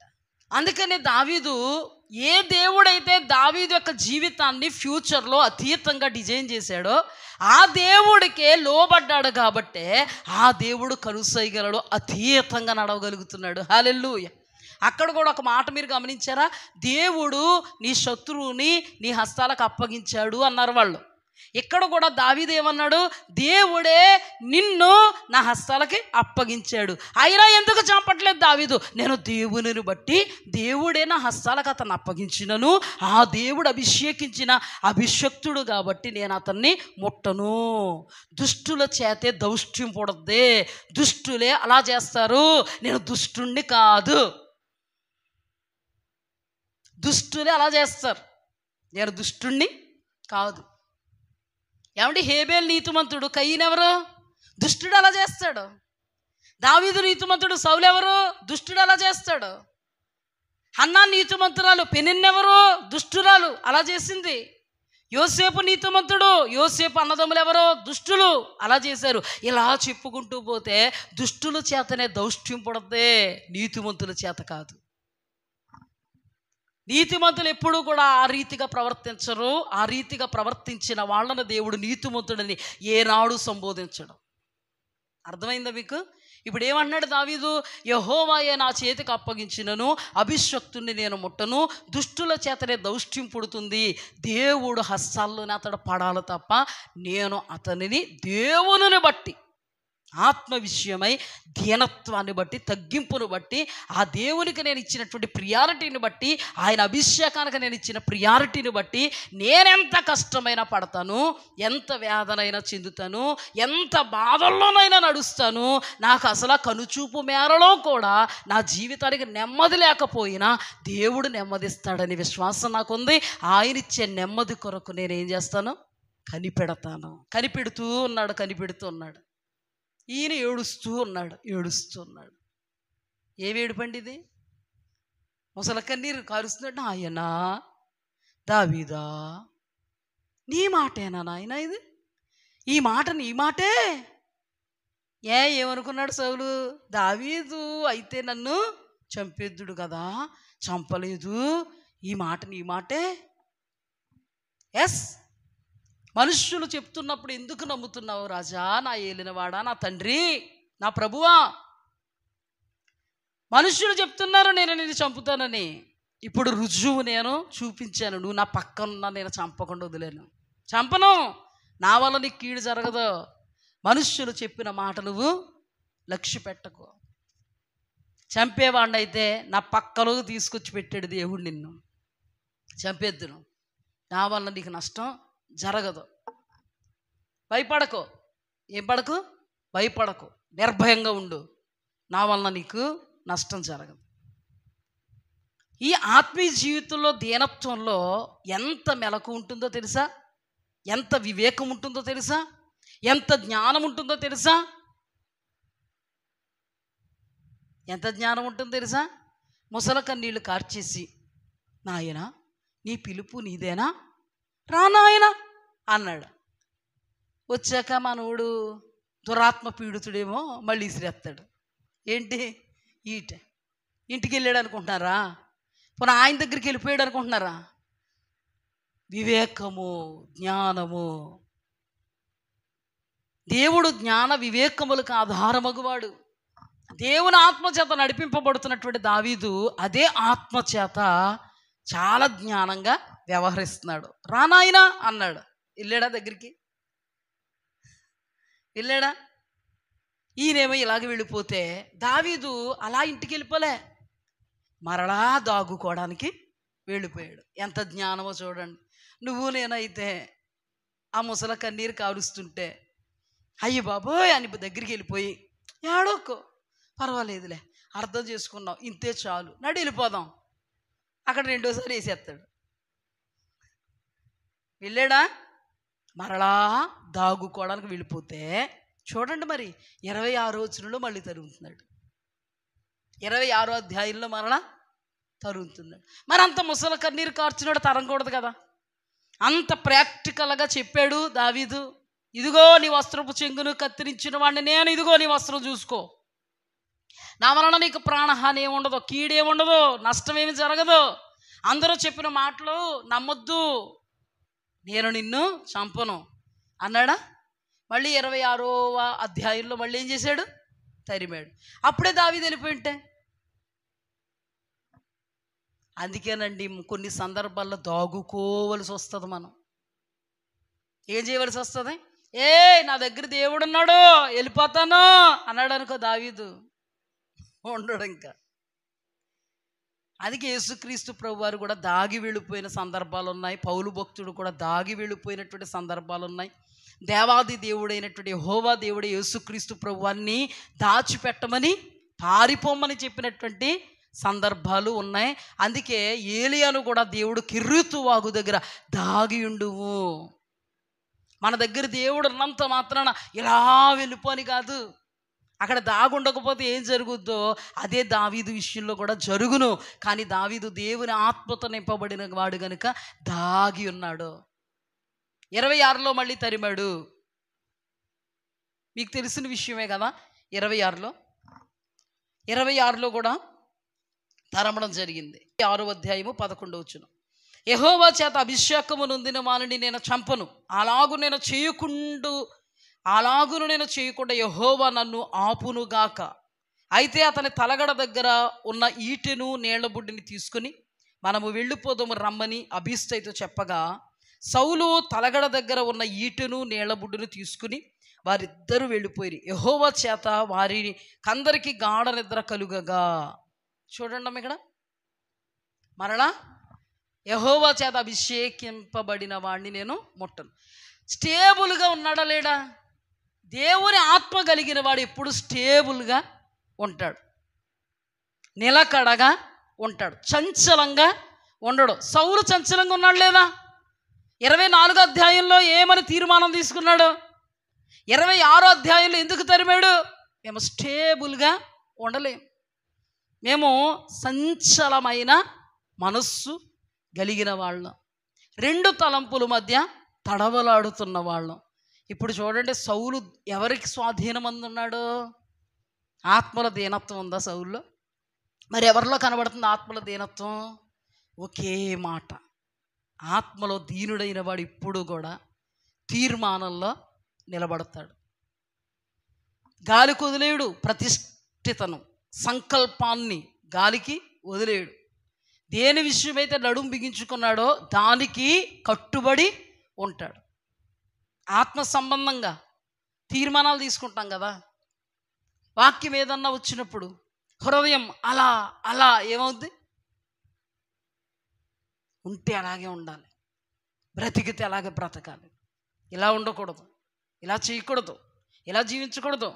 దేవుడే నా సర్వం, దేవుడే నా సమస్తం, దేవునితోనే మమేకమైపోవాలి, లీనమైపోవాలి, నేను ఇలాగైపోవాలి అనుకుంటాం. గడప దాటిన తర్వాత, మందిరపు గడప దాటిన తర్వాత ఆ తీర్మానాల్లో ఉన్నామా లేదా? అయితే మనకి సౌలు మ్యాచ్ అవుతున్నాడా? మనకి దావీదు మ్యాచ్ అవుతున్నాడా? సౌలు చూస్తున్నప్పుడు అయ్య బాబోయ్ సౌలు చిచ్చి దావీదు అవ్వా అనుకుంటాం. కానీ ఇప్పుడు ఎవరు మ్యాచ్ అవుతున్నారు అనేది మనం చాలా జాగ్రత్తగా ధ్యానం చేసుకోవాలి. ఎవరు సెట్ అవుతున్నారు మనకి? దావీదు తీర్మానంలో ఫస్ట్ అదే మాట, అభిషక్తుడిని నేను ముట్టను. ఇప్పుడు అదే మాట, అభిషక్తుడిని నేను ముట్టను. అక్కడ ఉన్న వాళ్ళందరూ ఏమంటున్నారు? దేవుడు నీకు అప్పగించాడయ్యా అంటే 24వ అధ్యాయంలో వాళ్ళందరినీ సమ్మతిపరిచాడు. హల్లెలూయా. సమాధానంగా నిలబెట్టాడు. నో, మీరు చంపడానికి వీల్లేదు, నేను చంపడానికి వీల్లేదు. మరి ఇలా తిరుగుతావా? నీతో పాటు మేము తిరగాల? అంతే. ఇష్టమైతే ఉండండి, కష్టమైతే వెళ్ళిపోండి. నేను ఇంతే. దేవుడు నాకు సహాయం చేసేంత వరకు నేను ముట్టను. దేవుడు అడ్డు తొలగించాలి కానీ నేను మాత్రం అతన్ని అడ్డు తొలగించుకోను. మీకు ఇష్టమైతే ఉండండి, నేను ముట్టడానికి వీల్లేదు, మీరు ముట్టినా నేను ఊరుకోను అన్నాడు. చచ్చినట్టు ఆయన్నే వెంబడించారు. మళ్ళీ 26వ అధ్యాయంలో కూడా అక్కడ కూడా దేవుడు నీకు అప్పగిస్తే ఎందుకు విడిచిపెడతావు? నువ్వు పక్కకు తప్పుకో, మేము చంపుతామంటే అక్కడ కూడా అదే మాట, నేను చంపను, మీరు చంపుటకు వీలు లేదు. ఇప్పుడు చూడండి అమ్మా, ఆత్మలో దీనత్వం. దావీదులో ఆధ్యాత్మికమైన జీవితంలో ఎంత దీనత్వం చూడగలిగాం. ఇప్పుడు మనం శత్రువైనా శ్రమ పడ్డానికి ఇష్టపడ్డాడు కానీ దేవుణ్ణి బట్టి ఒక్క మాట అనలే. నోటికి పని చెప్పలే, చేతులకు పని చెప్పలే, సొంత ఆలోచనలకి సొంత నిర్ణయాలకి పని చెప్పలేదు. దీనుడై నలిగిన హృదయం గలవాడై ఆయన మాటకు భయముతో వణుకుతూ ఎంత సఫరింగ్ అయినా దేవుని నిమిత్తం నేను పడతాను, నీతి నిమిత్తం నేను ఏం చేయబడతాను? హింసింపబడతాను. నీతి నిమిత్తం నేను తరమబడతాను, నీతి నిమిత్తం నేను హింసింపబడతాను. నీతి నిమిత్తము నా జీవితంలో నాకు సుఖం అనేది లేకపోయినా నీతి నిమిత్తం నేను కష్టాన్ని ఇష్టంగా అనుభవిస్తాను. హల్లెలూయా. ప్రతికూలతలో దేవుని బట్టి కష్టాన్ని అనుకూలంగా భరిస్తాను, నేర్చుకుంటాను. ఇది చాలా అతీతమైనటువంటి అనుభవం అండి. సంఘాలలో ఉండాల్సిన, సంఘ బిడ్డలలో, దైవ జనాంగంలో ఉండవలసినటువంటి అనుభవం ఇది. అంతేగాని సౌలు ముసల కన్నీరికి ఏమైపోలేదు? వడబడిపోలేదు, నమ్మలేదు. దేవుని ఆత్మ అన్నిటినీ నమ్ముద్దండి. ప్రభు వాక్యంలో ఉంది కదా, దేవుని ఆత్మ అన్నిటినీ నమ్మేస్తుందా, వివేచిస్తుందా? ఎస్. ఇప్పుడు దావీదులో ఏముంది? దేవుని ఆత్మ. అందుకే వివేచించాడు. ముసల కన్నీరుగా వచ్చేసి, నాయనా ఈ పిలుపు నీ పిలుపేనా, రావయ్యా. ఎత్తుకుంటాడా? వెళ్ళాడా? ఈ ఆత్మ వివేచించింది. హల్లెలూయా. దేవునికి స్తుతి కలుగుగాక. దేవుడు సమయం వచ్చేంత వరకు కష్టాన్ని అనుభవించాడు ఇష్టంగా. అంతేకాదు అక్కడ ఉన్న వాళ్ళందరినీ సద్దు మణిగింపజేశాడు, సమాధానపరిచాడు, అనిచాడు. సమాధానపరిచాడు. ఇప్పుడు చూడండి, దేవుని వాక్యంలో ఆత్మ విషయమై దీనులైన వారు ధన్యులు, పరలోక రాజ్యం వారిది. చెప్పండి, ఇప్పుడు ఉందా లేదా దీనత్వం దావీదులో? ఉందా లేదా? మన జీవితంలో దీనత్వం ఉందా లేదా అనే ప్రశ్న మనల్ని మనమే వేసుకోవాలి. తర్వాత సమాధానపరుచువారు ధన్యులు, వారు దేవుని కుమారులు అనబడుదురు. ఎంతమందిని సమాధానపరుచుకుంటూ వచ్చాడండి. ఇతను చేయని పని వాళ్ళు చేసేస్తే చేతులు దుడిపేసుకోవచ్చు కదా. అబే అభిషక్తుడు నేను ముట్టను కానీ నువ్వు ముట్టినా నాకు లైన్ క్లియర్, సింహాసనం మీద నేను ఏమవుతాను, ఎక్కి కూర్చుంటాను. కొంతమంది ఉంటారు, వాళ్ళు సైలెంట్గా ఉండి ఎదటువంటి రేపుతూ ఉంటారు. ఇది మంచిది కాదు. అంటే దీన్ని బట్టి మన అచ్చ తెలుగులో సామెత చెప్పినట్టు, ఇక్కడ అన్నాడు చెప్పినట్టు, సామెత చెప్పినప్పుడు దుష్టుని చేతనే దౌష్ట్యం పుడుద్దని సామెత ఉందా? కొంతమంది అంట సుంచుల్లాగా ఉండంట సంచులు దగ్గొస్తారంట. వాక్యంలో ఈ మాటను బట్టి మన పెద్దోళ్ళు పూర్వీకులు పెట్టిన సామెత ఏంటంట, సుంచులాగుండి సంచులు దగ్గొస్తారు. ఇంట్లో భార్య సుంచులాగుండి భర్తనే రేపుతూ ఉంటుంది, సంచులు దగ్గొస్తూ ఉంటుంది. ఈవిడి అన్నీ ధ్యానం చేసుకోవాలి మనం. దావీదు సౌలు, ఓహో ఇలా తరిమాడ ఈట, ఇది కదమ్మా అన్నీని. కొంతమంది భర్తలు సైలెంట్గా ఉండి అన్నీ చేసుకుని వచ్చేసి భార్యని పంపుతూ ఉంటారు, నడు నడు. కొంతమంది పిల్లలు అన్నీ చేసేసి ఆ పక్కోడి మీద తల్లిదండ్రుల్ని పంపుతూ ఉంటారు. కొంతమంది తల్లిదండ్రులు ఏమేమో చేసేసి ఆ స్థానంలో పిల్లల్ని పెట్టేయాలనుకుంటారు, తోచేయాలనుకుంటారు, పక్కోడి మీద పెట్టేయాలనుకుంటారు. ఇక్కడ దావీదుకి ఎంత ఛాన్సు? ఓ మాటలో చెప్పాలంటే భలే ఛాన్సు, లక్కీ ఛాన్స్.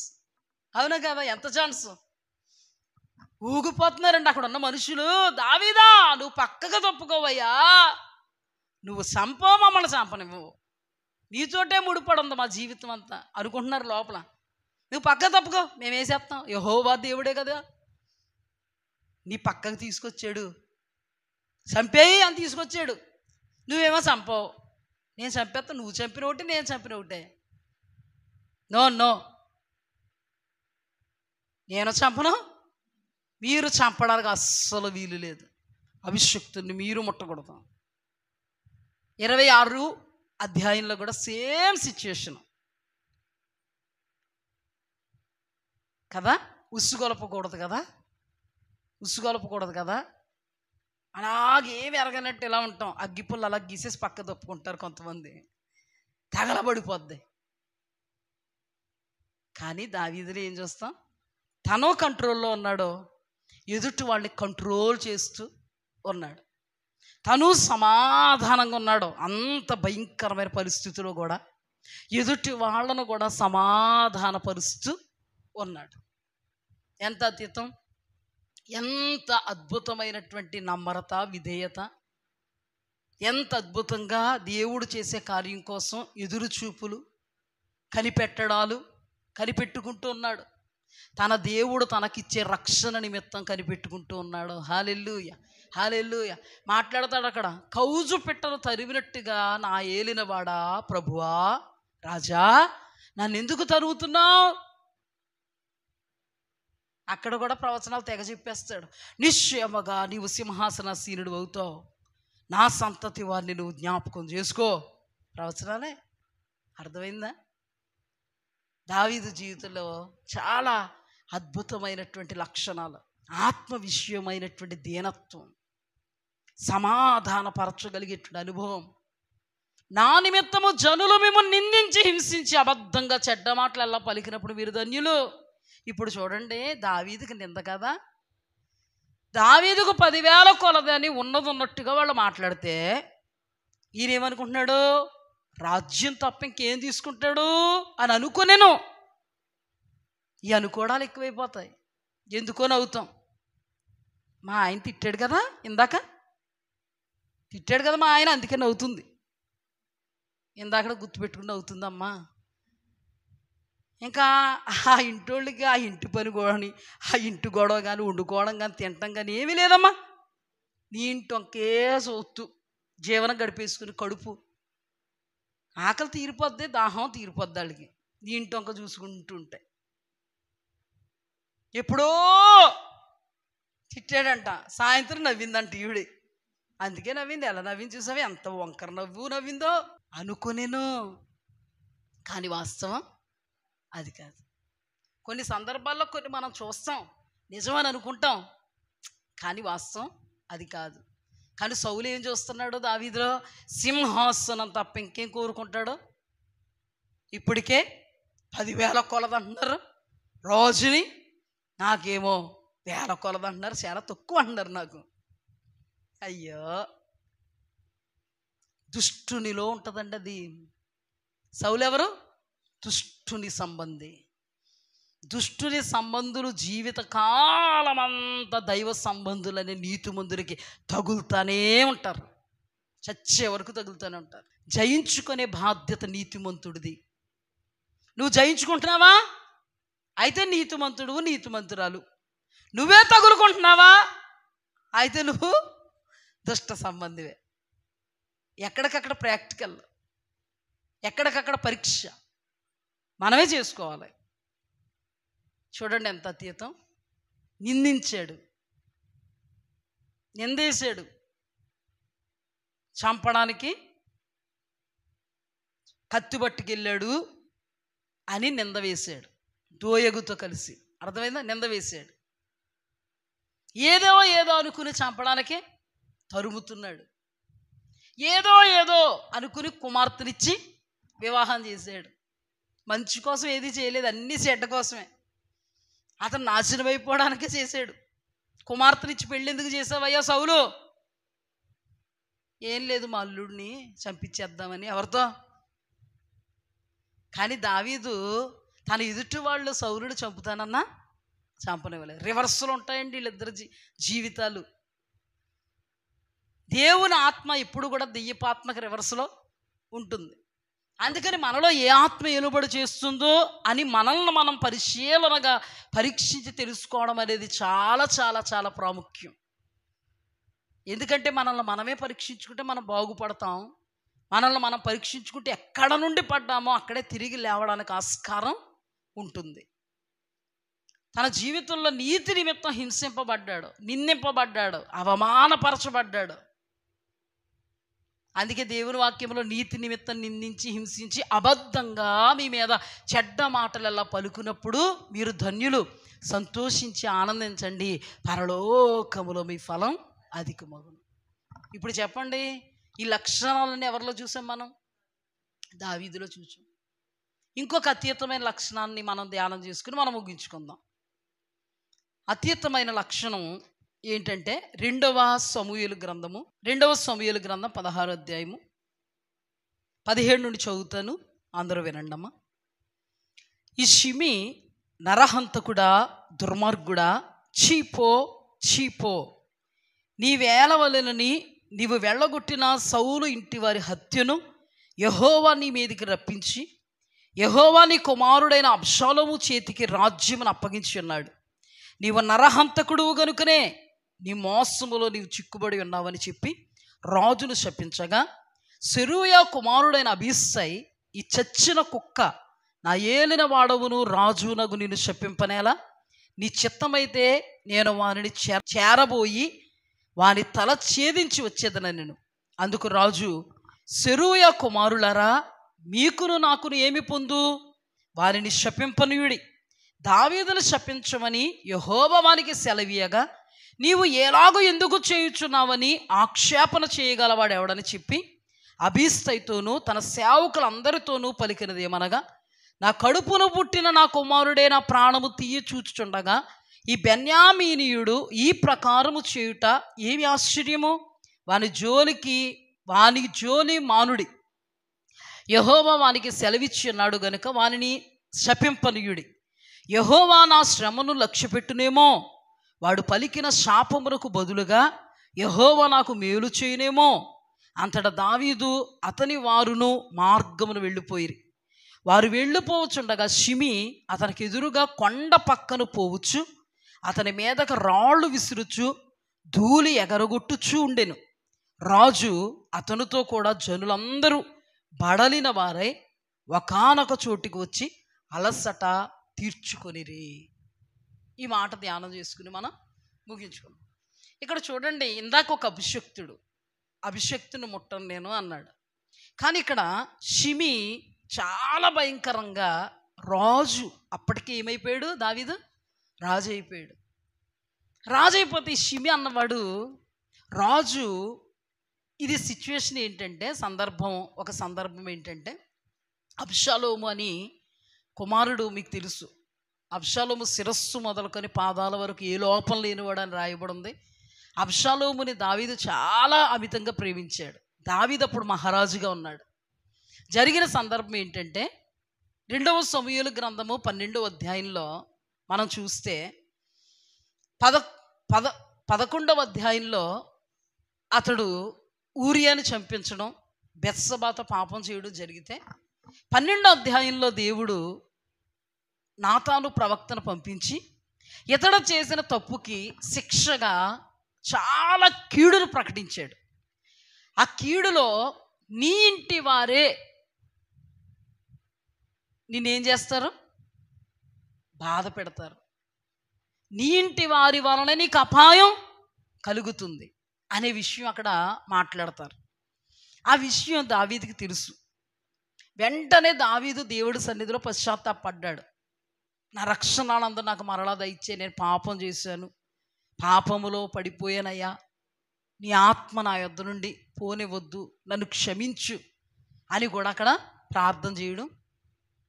అయితే దేవుడు ఏదైతే కీడును ప్రకటించాడో అదే కీడు ఒక్కొక్కటిగా దావీదు అనుభవించడం కూడా జరుగుతుంది. కానీ దావీదు అజ్ఞానిగా లేడు, అవివేకిగా లేడు, మందమతిగా లేడు. దావీదుకు తెలుసు, నా దేవుని ఎదుట నేను పాపం చేశాను, కేవలము నా దేవునికి విరోధంగా నేను పాపం చేశాను, అందుకే దేవుడు నన్ను కొడుతున్నాడు. ప్రకటన గ్రంథంలో ఏమని అంటారంటే, నేను ప్రేమించు వారిని నేను శిక్షించి రక్షిస్తాను అని అర్థం దాన్ని. అంటే ఇక్కడ ఏమని మాట్లాడుతున్నారు? ప్రభువు శిక్షించి, నువ్వు చేసిన తప్పుకు నేను నిన్ను కొడతా, అప్పుడప్పుడు కొడతా, నేను ఇలా కొడతా, నీ పిల్లల ద్వారా ఇలా కొడతా, అదిగో ఆ పరిస్థితుల ద్వారా ఇలా కొడతా అని మాట్లాడేశాడు. జరుగుతూ ఉన్నాయి. కీడును ప్రకటించినటువంటి దేవుడు దావీదును కీడుకు అప్పగించినప్పుడు దేవుని నిమిత్తమే ఆ కీడును ఇష్టంగా అనుభవిస్తున్నాడు. ఆసారాజు గురించి దైవజనులు చెప్పారు మనకి. కాలులో జబ్బు పుట్టింది, దేవుణ్ణి ఆశ్రయించాడా? అతను రాజు ఇతను రాజేనా? అసలు దేవుడు ఇతనితో ఇంకా నేను నిన్ను కొడతానని చెప్పి కొడుతున్నాడు. అలాగని పోనీ ఆసారాజుతో చెప్పాడా? చెప్పలే. నేను కొడతా నిన్ను అని చెప్పి మరి కొడుతున్నాడా? లేదు. అతను చేసిన తప్పు కీడునేం ప్రకటించలే, కానీ దేవుడు ఉద్దేశించిన దాన్ని బట్టి ఆ కాలుకి ఏమొచ్చింది? జబ్బు పుట్టింది. దేవుని వైపుకి తిరిగాడా? నాతాను ప్రవక్త వచ్చినప్పుడు దావీదు దేవుని వైపుకి తిరిగాడు, ఆసా రాజే. కానీ ఒక దైవజనుడు వచ్చినప్పుడు దేవుని వైపుకి తిరిగాడా? దైవజనుడిని హింసించాడు. ఎంత వ్యత్యాసం! అంటే రాజులు ఎలా వ్యవహరిస్తారు, దావీదు ఎలా వ్యవహరించాడు? దేవుడు నేను కొడతాను దావీదా అంటే ఎలా వ్యవహరించాడు తెలుసా? నా తండ్రి, నా ఏలినవాడా, తప్పు చేసినోడు నేనయ్యా, కొడితే నేను అనుభవిస్తాను. నువ్వు నన్ను కొడుతూ ఉన్నప్పుడు నేను బాధపడతాను కదా, ఏడుస్తాను కదా, వేదన ఉంటాను కదా, ఆ వేదన బాధ చూసి నీ గుండె కరిగిపోతే నువ్వు నన్ను జ్ఞాపకం చేసుకుంటావని కూడా నాకు తెలుసు. మన దేవుడు అంత అతీతుడు కదా. అందుకే కదా యోన ఏమంటాడు? నీవత్యంత కనికరము, బహుశాంతముయు బహుజాలుయు గల దేవుడు అని నేను ఎరుగుదును.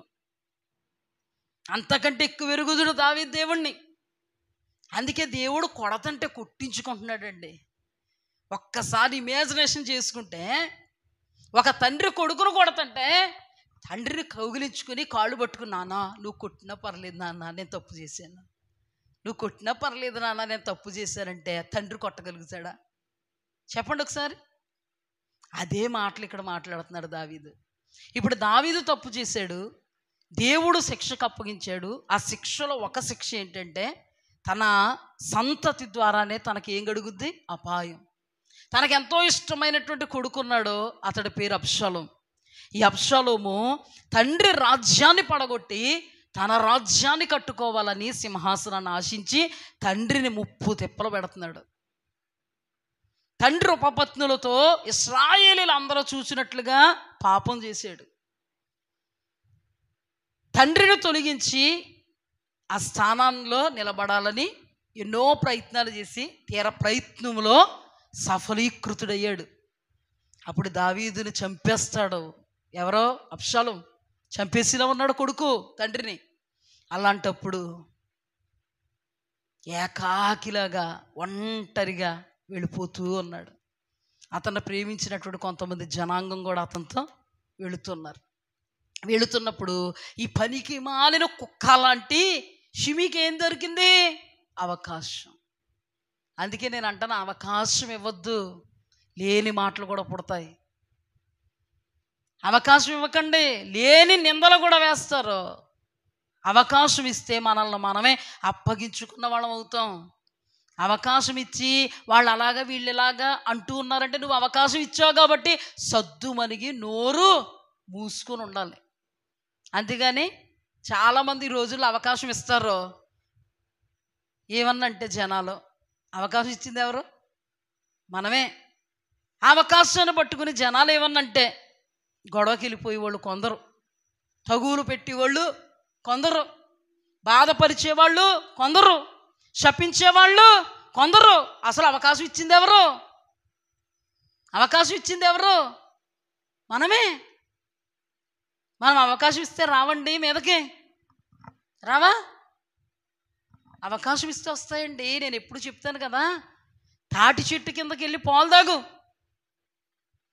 కళ్ళు తెల్లగా ఉంటాయి, పాలు తెల్లగా ఉంటాయి కదా. నేను చూసిన వాళ్ళు కళ్ళే తాగా అనుకుంటారు. అలాంటప్పుడు నీ దగ్గరకు వచ్చి కళ్ళు తాగుతున్నాడు అంటే నువ్వు తాగింది పాలే, కానీ నువ్వేమిచ్చావు? అవకాశం ఇచ్చావు. కళ్ళు తాగుతున్నాడు అనడానికి అవకాశం ఇచ్చావు. ఎప్పుడు కూడా మనం అవకాశం ఇవ్వకూడదు. దావీదు అవకాశం ఇచ్చేసాడండి.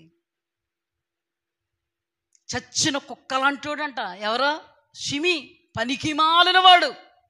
అసలు రాజుగారు పేరెత్తడానికి కూడా అర్హత లేనోడు. బెన్యామీను గోత్రానికి చెందినోడు, అంటే సౌలు గోత్రికుడు.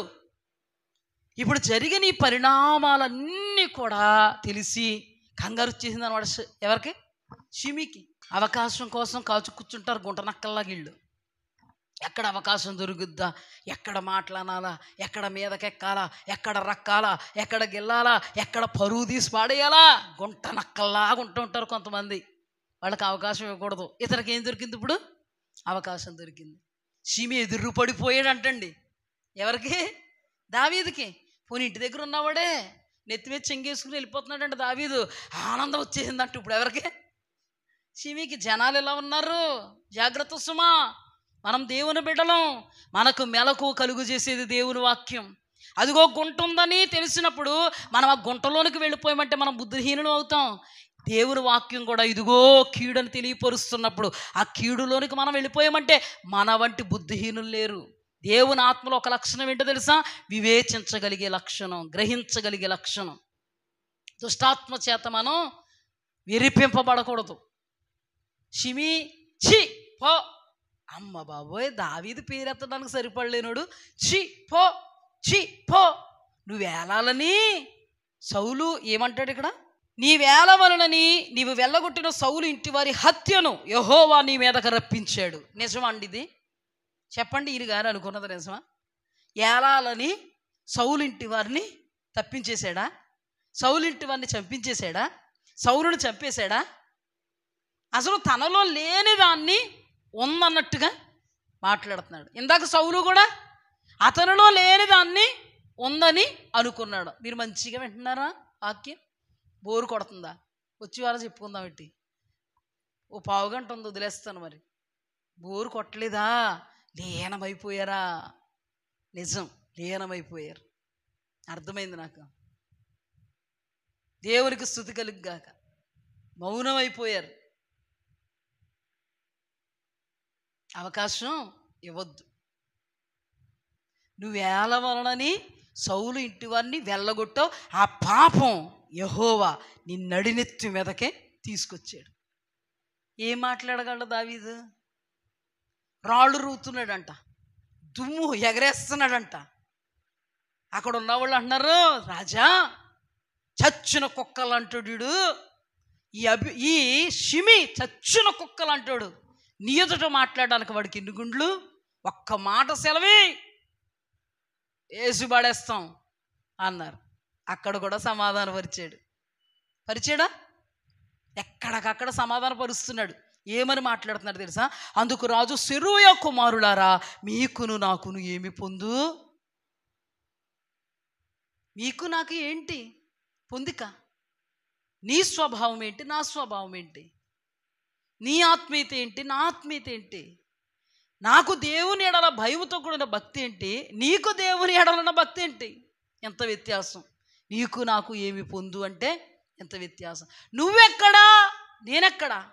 దేవుని విషయంలో, ఆత్మీయ విషయంలో ఇక్కడ చాలా అద్భుతంగా మాట్లాడతాడు చూడండి. ఎందుకంటే నేను తప్పు చేశాను కాబట్టి నా మీదకి ఈ కీడొచ్చింది, అందుకే షిమీ నన్ను ఇలా మాట్లాడుతున్నాడు. ఇలా మాట్లాడుతున్నప్పుడు నేను మౌనంగా ఉంటే నా దేవుడు బాధ కలిగి, నా బిడ్డ నన్ను బట్టే కదా తగ్గించుకుంటున్నాడు అని అనుకుని ఆ శాపాన్ని నాకు ఆశీర్వాదకరంగా చేసే దేవుడు నా దేవుడు. హల్లెలూయా. ఒక్కటి అర్థం చేసుకుందాం, మనకు వాక్యం తెలుస్తున్నప్పుడు ఎరగలేని వారముగా మనము కీడుల్ని కోసుకోకూడదండి. ఇంత వాక్యం తెలిసినప్పుడు మనం వాక్యాన్ని బట్టి మసురుకోగలగాలి. కీడుకు ప్రతి కీడు చేయొద్దు, అది దేవుని మాట. ఆ కీడే మనకు మేలవుద్దప్పుడు. హల్లెలూయా. ఇక్కడ చంపేయగలిగేటువంటి కెపాసిటీ ఉందండి దావీదుకి. దావీదు దగ్గర ఉన్నోళ్ళకు ఉంది. తను చంపడు, వాళ్ళని చంపనివ్వడు. ఇక్కడ కూడా తను చంపడు, వాళ్ళని చంపనివ్వడు. సమాధానపరుస్తున్నాడు. పరిచి అక్కడ మాట్లాడతాడు. ఏమని మాట్లాడతాడు తెలుసా? అందుకు రాజు, సెరూయా కుమారులారా, మీకును నాకు 16:10 2వ సమూయేలు గ్రంథం. అందుకు సెరూయా కుమారులారా, మీకు నాకు ఏమి పొందు? వానిని శపింపనీయుడి. దావీదును శపించుడని యెహోవా వానికి సెలవీయగా నీవు ఎలాగో ఎందుకు చేయుచున్నావని ఆక్షేపణ చేయగలవాడెవడని చెప్పి అబీసైతోను తన సేవకులందరితో పలికినది ఏమనగా ఈ మాటలు చూడండి. నా కడుపును పుట్టిన నా కుమారుడే నా ప్రాణమును తీయుచుండగా ఈ బెన్యామీనీయుడు ఈ ప్రకారం చేయటం ఏం ఆశ్చర్యం? వాని జోలికి మానుడి. యెహోవా వానికి సెలవిచ్చున్నాడు కనుక వానిని శపింపనీయుడి. యెహోవా నా శ్రమను లక్ష్యపెట్టునేమో, వాడు పలికిన శాపమునకు బదులుగా యెహోవా నాకు మేలు చేయునేమో. హల్లెలూయా. నేను ఇందాక ఒక ఎగ్జాంపుల్ చెప్పాను కదా, తండ్రి కొడుకు తప్పు చేశాడని కొట్టేస్తుంటే, నాన్న నువ్వు కొట్టడానికి సమర్థుడువు, నువ్వు కొట్టడానికి యోగ్యుడు నాన్న, నేను తప్పు చేశాను కాబట్టి నా తండ్రి నువ్వు నన్ను కొట్టడం సబబు, కొట్టు నాన్న, ఇంకా కొట్టు నాన్న నన్ను అంటే కొడతాడా? ఇప్పుడు దేవుడు కొడతా ఉన్నప్పుడు కొట్టు నాన్న, నేను తప్పు చేశాను నన్ను కొట్టు, నేను నీకే విరోధంగా పాపం చేశాను నన్ను కొడుతున్నా కొట్టు. షిమి నన్ను ఇలా అంటున్నాడు, ఓకే అప్పగింపబడతాను నాన్న. తండ్రి నేను తప్పు చేశాను కాబట్టి నా కొడుకు నన్ను చంపడానికి తరుగుతున్నాడు. అలాంటిది షిమి చచ్చిన వాడైతే అయ్యాడు, కుక్కలాంటోడైతే అయ్యాడు, పనికి మాలిన పని చేసినోడు నేను. నా తండ్రి నువ్వు నన్ను కొడతంటే కొట్టించుకుంటానయ్యా. ఈ షిమి ఏంటి నాయన, అందరూ నా మీదకు వచ్చేసిన నేను తప్పు చేశాను కదా, అందుకే నేను తగ్గించుకుంటాను, నాకు అధికారం ఉన్నా తగ్గించుకుంటాను, చంపగలిగే కెపాసిటీ ఉన్నా తగ్గించుకుంటాను నీ నిమిత్తం. కొట్టలేవు ప్రభువా, ఆ శాపం నాకు మేలైపోద్దేమో. హల్లెలూయా, హల్లెలూయా. దేవునికి స్తుతి కలుగుగాక. ఈ రోజుల్లో చాలామంది క్రైస్తవులే కావచ్చు, కానీ ఉన్న మాట అన్నా ఉలికెక్కువ అంటే వీళ్ళకి. బాధపడకండి, లేని మాట అంటే ఉలికొచ్చిందంటే ఊగిపోతే అది వేరే విషయం. లేని మాట వచ్చిందంటే ఊగిపోవడమా ఇంకేమన్నా ఉందా?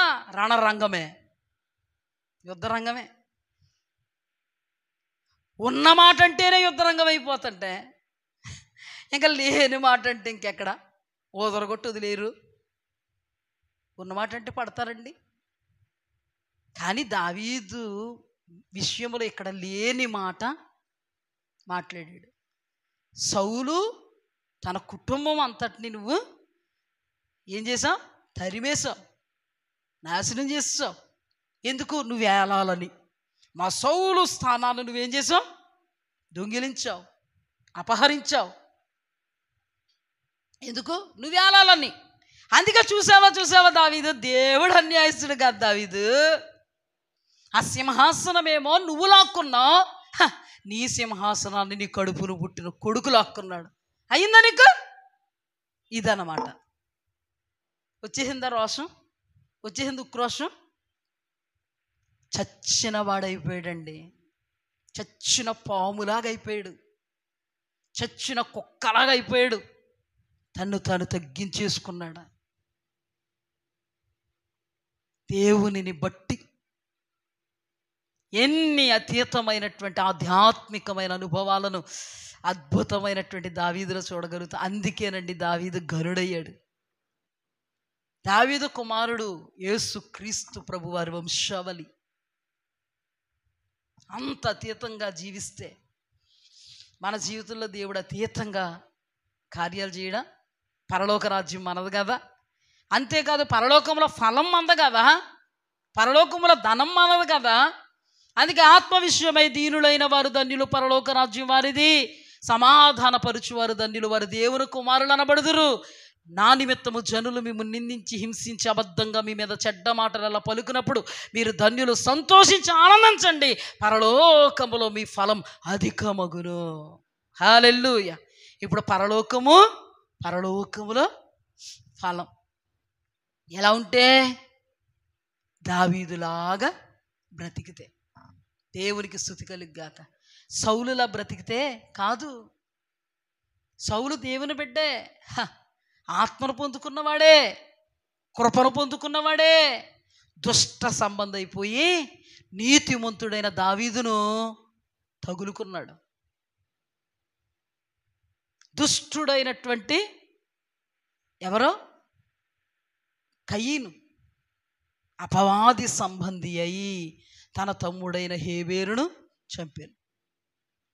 ఇప్పుడు కూడా సౌలు అపవాది సంబంధి అయి తన పొరుగువాడు అనబడినటువంటి దావీదును చంపజూచెను, చంపేద్దును. దేవుడు చంపనివ్వలేదు కాబట్టి. హల్లెలూయా. అతడు క్రైస్తవుడే, ఇతడు క్రైస్తవుడే. ఇతడు నీతిమంతుడయ్యాడు, అతడు నీతిమంతుడయ్యాడు. ఇతనికి పరలోక రాజ్యం సంప్రాప్తమైంది, ఇతడికి నరక రాజ్యం సంప్రాప్తమైంది. ఇతడు పరలోకంలో ఫలాన్ని సంపాదించాడు, ఇతడు నరకంలో పనికి మాలినటువంటి దుర్దశలోనికి దిగజారిపోయాడు. ఇద్దరు క్రైస్తవులే, ఇద్దరు అభిషక్తులే, ఇద్దరు రాజులే. దేవుడు అనుగ్రహించిన సమస్తాన్ని కాలదన్నుకున్నవాడు సౌలైతే, దేవుడు అనుగ్రహించిన దానిని కాపాడుకున్నవాడు దావీదు. ఒక సందర్భంలో దేవునికి విరోధంగా పాపం చేసినప్పుడు, దేవుడు హెచ్చరించినప్పుడు హెచ్చరికలోనే ఒక మాట చెప్పాలంటే పడిన స్థితిని గమనించుకొని గ్రహించుకొని పడిన స్థితిలో నుంచి తిరిగి లేచిన వాడు దావీదు. ఈరోజు నువ్వు కూడా ఎక్కడ పడ్డావు అక్కడి నుంచి లేవాలి. ఎఫెసు సంఘానికి రాస్తూ దేవాది దేవుడిని అయినను నీకుండిన మొదటి ప్రేమను నీవు వదిలితివి, దానిని నీవు కలిగి ఉండు, మారు మనస్సు పొందు. ఇప్పుడు ఒక్క తప్పు చేశాడు, పడిన స్థితిలోంచి లేచాడు, మొదటి ప్రేమను ప్రేమించే విషయంలో తప్పాడు, ఇప్పుడు మరలా మొదటి ప్రేమను కలిగి ఉన్నాడు. హల్లెలూయా, హల్లెలూయా. ఇప్పుడు దావీదు జీవితంలో మారు మనస్సు పొందాడు. మరలా పడిన స్థితిలో నుంచి లేచాడు, మారు మనస్సు పొందాడు. దీనికి కారణం దేవుని వాక్యం నాతాను ద్వారా ప్రకటింపబడడం. హల్లెలూయా. ఈ దినాన నువ్వు పరలోక రాజ్యం ప్రవేశించాలంటే, పరలోక రాజ్యంలో నీ ఫలమధికం అవ్వాలంటే, ఈ దినాన దైవజనులుగా బోధిస్తున్నటువంటి బోధను, హెచ్చరికను నీవు తైలాభిషేకంగా భావిస్తే నీవు పడిన స్థితిలోంచి లేస్తావు, మరలా మారు మనస్సు తగిన ఫలాలు ఫలిస్తావు. అందుకే దావీదు ఒక్క విషయంలో తప్ప మిగతా అన్ని విషయాలలో నా హృదయానుసారుడు. ఒక్క విషయంలోనే పడ్డాడు, పడిన స్థితిలో నుంచి లేచాడు, మారు మనస్సును పొందాడు, మారు మనస్సుకు తగిన ఫలాలు ఫలించాడు. కాబట్టే దైవ ప్రణాళికలలో నీకు నాకు మాదిరిగా ఆశీర్వాదదాయకంగా ఉండడానికి కారణమయ్యాడు. హల్లెలూయా. ఈ వాక్యాన్ని బట్టి మనల్ని మనం పరిశీలన చేసుకోవాలి.